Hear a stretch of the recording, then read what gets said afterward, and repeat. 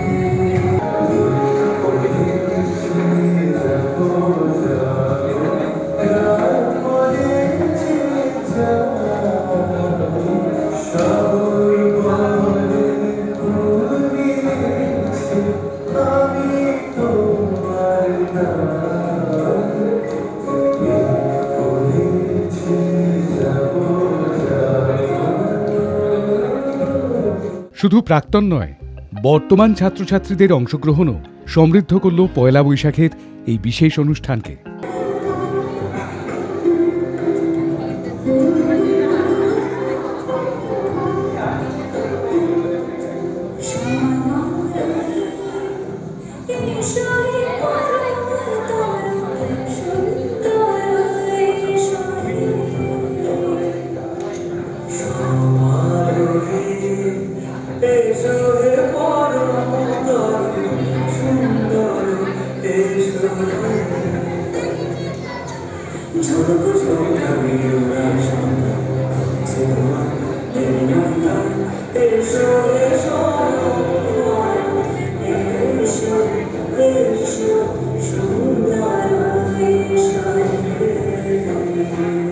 একটু অন্যরকম পারফরমেন্স চাই?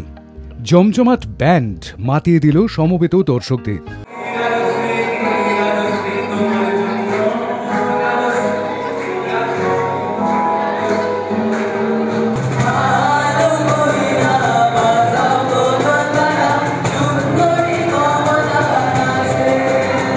সারা বছর জুড়েই নানা রকম অনুষ্ঠান ও সামাজিক উদ্যোগ বা ক্রীড়ার আয়োজন থাকে বিবেকানন্দ মিশন স্কুলের প্রাক্তনীদের তরফে। এবারের এই বৈশাখী ভাবনা সম্পর্কে বললেন ভিএমএস অ্যালামনাই অ্যাসোসিয়েশনের যুগ্ম সম্পাদক এবং স্কুলের শিক্ষক সৌরভ ঠাকুর। হে নূতন দেখাতে কারবার জন্মেরও প্রথম শুভক্ষণ। রবীন্দ্রনাথ ঠাকুরের এই গানটি 25শে বৈশাখকে উদ্দেশ্য করে লেখা হয়েছিল, কিন্তু রবীন্দ্রনাথ ঠাকুর নিজের জন্মদিন নিয়ে নিজেই লিখেছেন গান। কিন্তু হে নূতন আমরা সবসময় আবাহন জানাই সেই নূতনের, যে নূতন আমাদের নতুন পথ দেখায়, নতুন দিশা দেখায়। আর নতুন বাংলা নববর্ষ 1431 সেই দিশাই দেখাবে।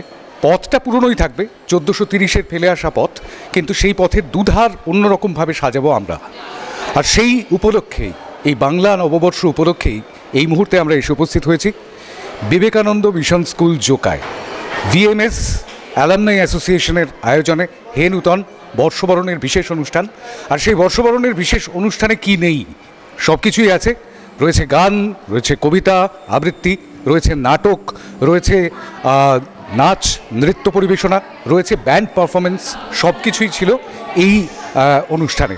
আর এই অনুষ্ঠান, এই নানা স্বাদের যে অনুষ্ঠান, সেটা সাজিয়ে তুলেছেন বিবেকানন্দ মিশন স্কুলের প্রাক্তনীরাই। আমার সঙ্গে এই মুহূর্তে রয়েছেন ভিএমএস অ্যালামনাই অ্যাসোসিয়েশনের জয়েন্ট সেক্রেটারি, যুগ্ম সম্পাদক সৌরভ ঠাকুর।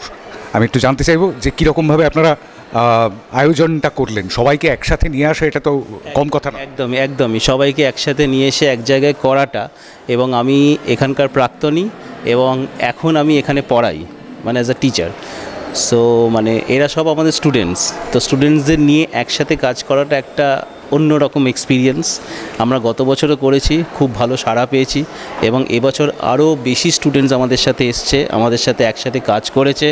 আর মানে আজকের দিনটার জন্য আমরা অক্লান্ত পরিশ্রম করেছি, মানে চারিদিক থেকে সব জায়গায় এক জায়গায় হওয়া, একসাথে সবাই মিলে রিহার্সাল করা, এবং আজকের দিনটা হচ্ছে মানে আমাদের দিন, এবং আমরা টপ টু বটম খুব প্রাণ ভরে আনন্দ করছি এবং প্রাণ ভরে সব প্রোগ্রাম করছি।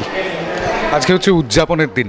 একটা কথা বলবার, সেটা হচ্ছে যে বেশিরভাগ সময় এরকমটাই দেখতে পাওয়া যায়। হ্যাঁ, অবশ্যই বিশ্বায়নের যুগ, আর সেই বিশ্বায়নের যুগে ইংলিশে কথা বলাটা, ইংলিশ বিষয়টাকে বোঝাটা, অর্থাৎ ইংরেজি ভাষাটাকে জানাটা অপরাধ নয়, বরঞ্চ দরকারি, অত্যন্ত প্রয়োজনীয়। কিন্তু বাংলাটাও সেকেন্ড ল্যাঙ্গুয়েজ কিংবা থার্ড ল্যাঙ্গুয়েজ হলেও সেটা যে মাতৃভাষা, সেটা ভুলে গেলে তো চলবে না। আর তাই বাংলা ভাষার উদযাপনের দিনও বোধহয় এটাই, কারণ এটাই প্রথম অফিসিয়াল পশ্চিমবঙ্গ দিবস। সেটাও কি মাথায় ছিল? একদমই পশ্চিমবঙ্গ দিবস মাথায় রেখেই আমাদের এটা করা, এবং আমাদের স্কুলে এই বাংলা ভাষাকে নিয়ে একটা গ্রুপও আছে, এবং তার নাম হচ্ছে নির্ঝর, এবং এরা প্রত্যেক বছর একটা করে প্রোগ্রাম করি আমরা নির্ঝরের পক্ষ থেকে, এবং সেখানেও এরকম সারা দিন ব্যাপী একটা প্রোগ্রাম হয়, উদযাপন করা হয়। তো বাংলা ভাষাকে উৎসর্গ করেই আমাদের এই প্রোগ্রাম। অনেক ধন্যবাদ। পশ্চিমবঙ্গ দিবস অফিসিয়ালি কেন বললাম, কারণ গত জানুয়ারি মাসেই মুখ্যমন্ত্রী মমতা বন্দ্যোপাধ্যায় ঘোষণা করেছিলেন যে পশ্চিমবঙ্গের একটি দিন থাকবে, আর সেই পশ্চিমবঙ্গের দিনটি বাংলা দিবস বা পশ্চিমবঙ্গ দিবস হিসেবে সেটি হবে পয়লা বৈশাখ। কখনোই পহেলা বৈশাখ নয়, যেটা ইদানিং চালু হয়ে গিয়েছে। পহেলা নয়, পয়লা বৈশাখ। পয়লা অর্থে একলা নয় কখনোই, বৈশাখকে কখনো একলা হয়। আর তাই বৈশাখকে সকলে মিলে উদযাপন করছেন জোকার বিবেকানন্দ মিশন স্কুলের সদস্যরা, প্রাক্তনীরা। তারা আয়োজন করেছেন হে নূতন নববর্ষের বরণের অনুষ্ঠান।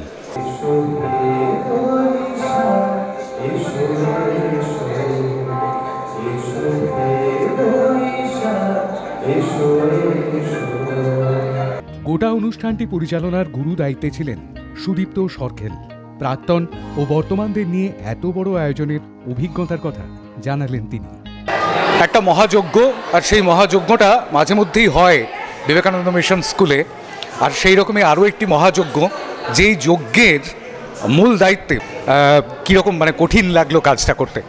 প্রথমবার আমার কাছে এই দায়িত্ব পেতে যেমন ভালোও লাগে, তার সঙ্গে একটা চিন্তাও থাকে দায়িত্বটাকে ঠিকভাবে এগিয়ে নিয়ে যেতে পারবো কি না।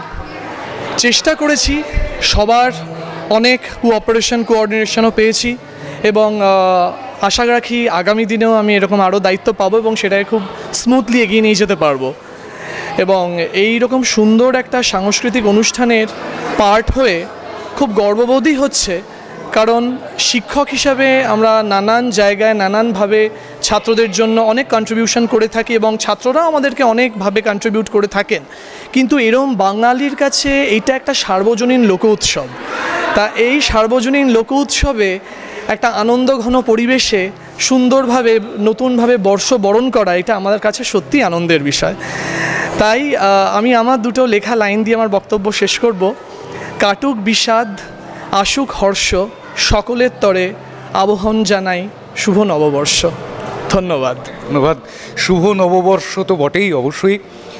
বিবেকানন্দ মিশন স্কুল জোকার যারা সদস্য এবং যারা প্রাক্তনী, তাদের সকলকেই আমাদের অনেক ধন্যবাদ। এবং শুভ নববর্ষের দিন এমন একটি মনোজ্ঞ অনুষ্ঠানের আয়োজন করবার জন্য তাদের তো আর একটা অতিরিক্ত ধন্যবাদ অবশ্যই প্রাপ্য হবে।